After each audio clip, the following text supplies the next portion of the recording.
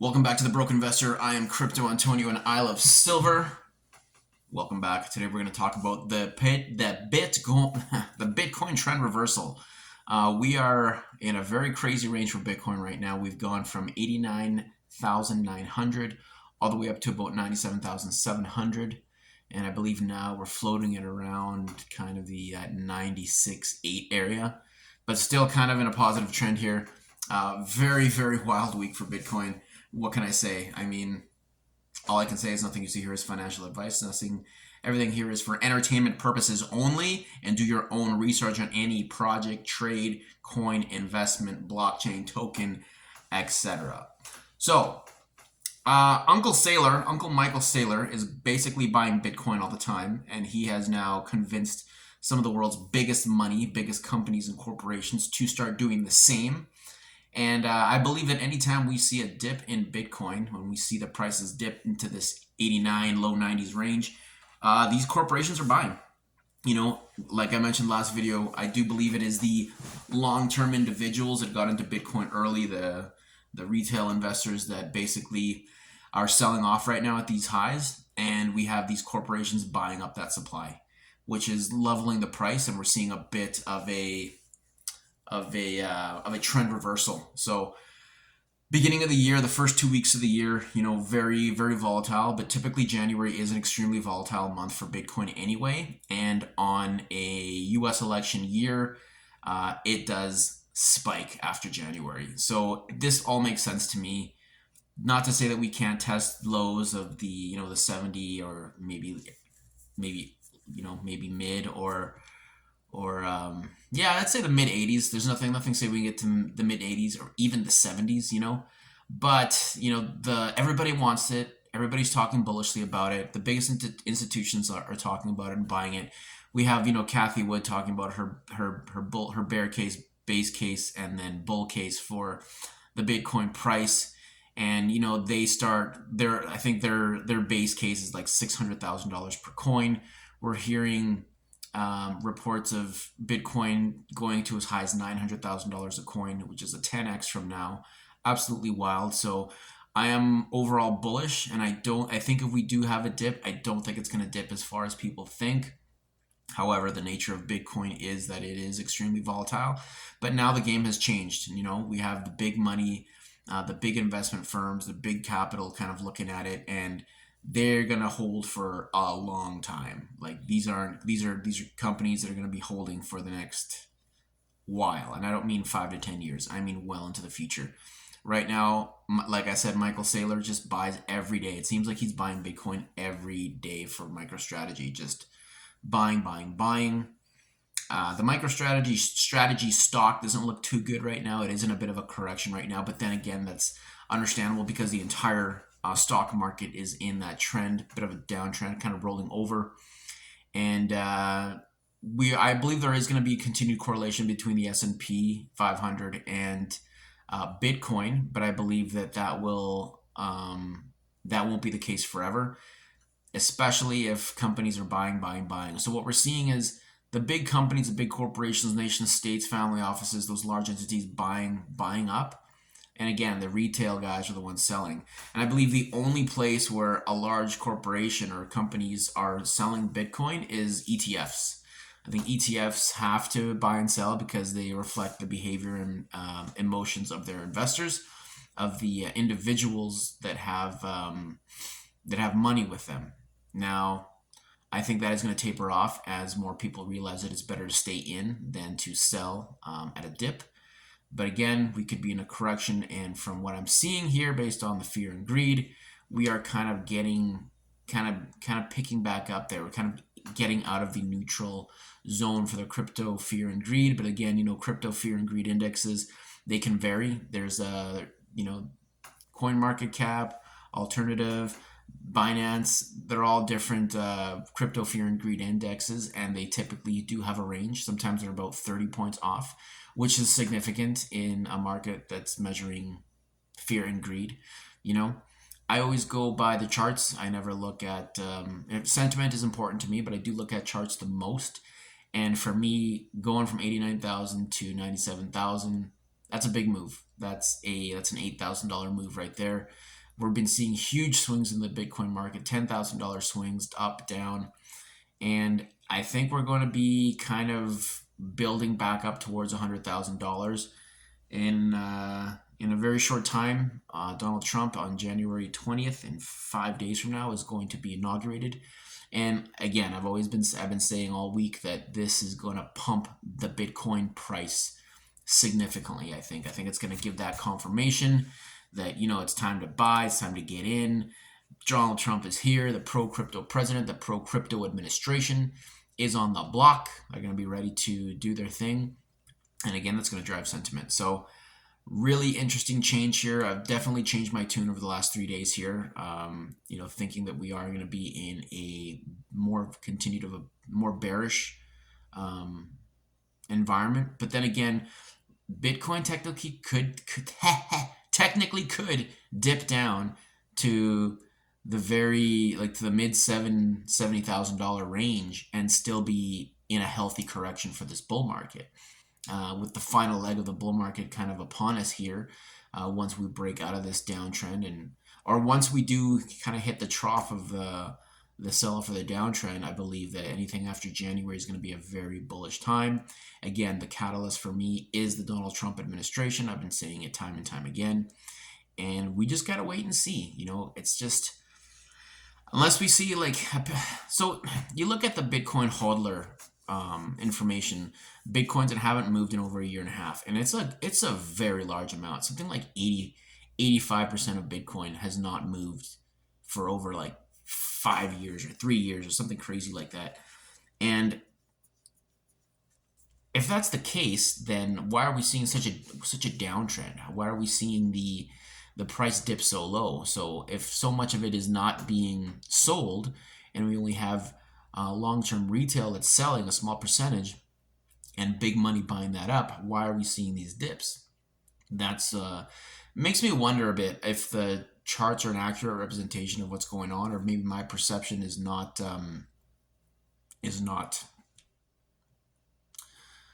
dialed into the actual situation based on my research, looking at the charts, etc. I just feel that we shouldn't be dipping as much as we do. One moment, I need a drink of water here. I'm a little parched. But yeah, I'm just saying, I'm just feeling that Bitcoin should not be dipping.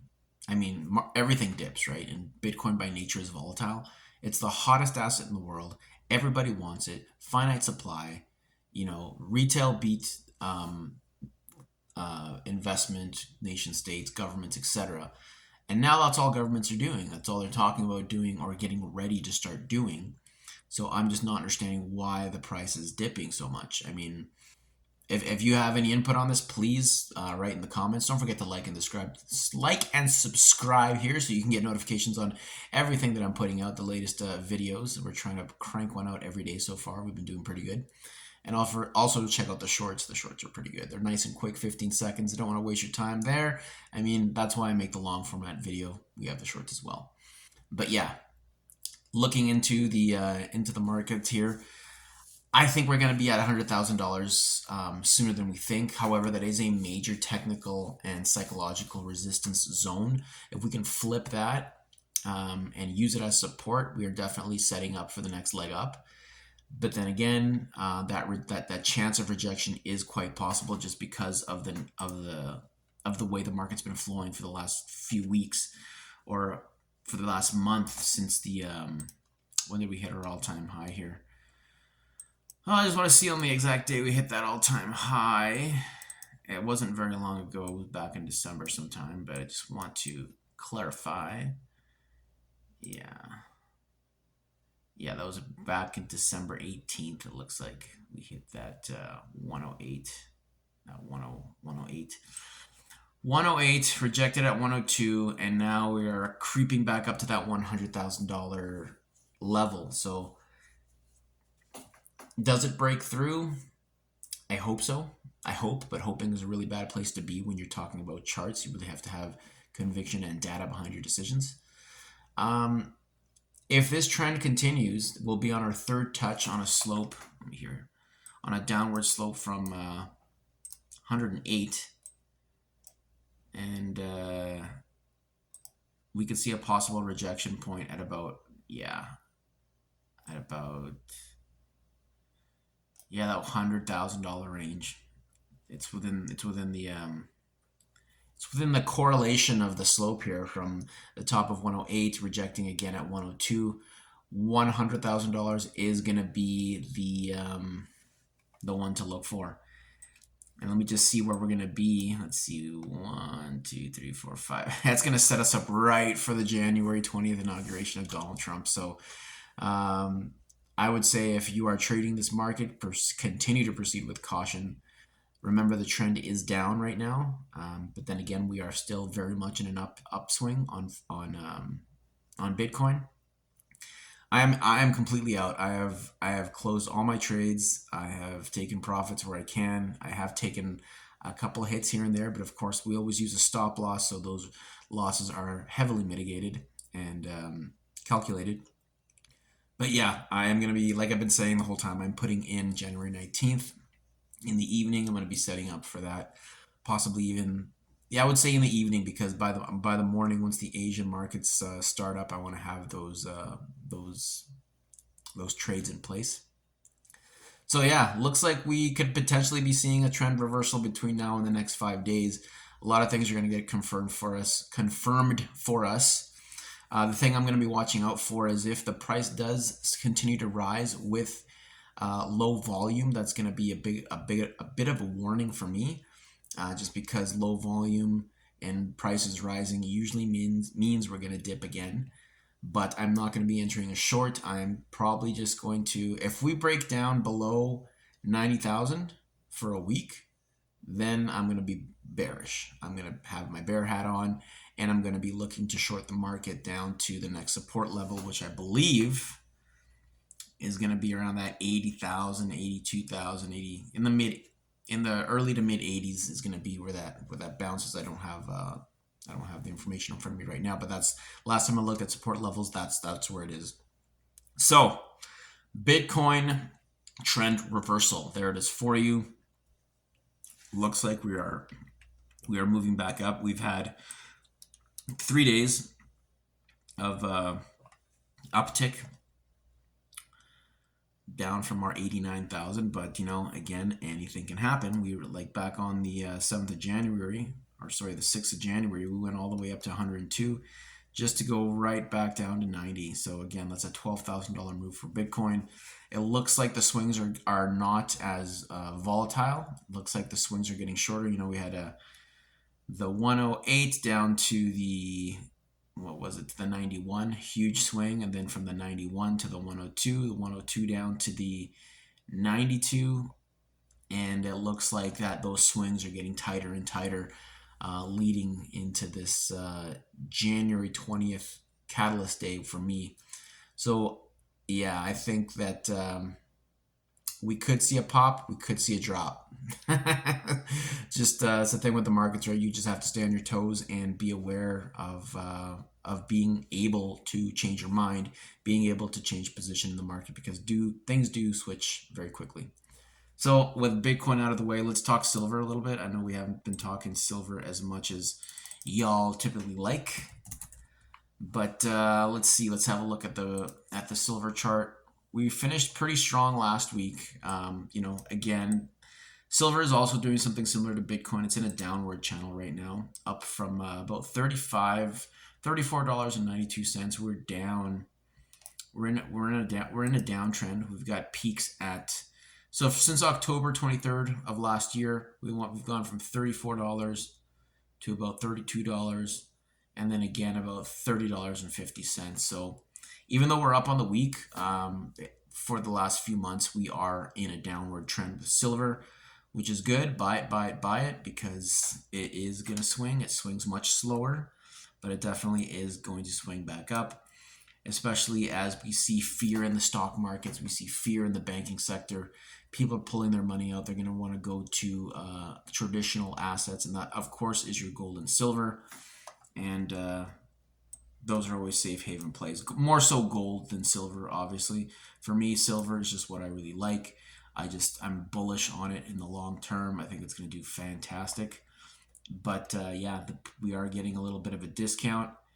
If we can go down to the August low of about 26 bucks, that would be, it's great for me. I'll just keep buying, right?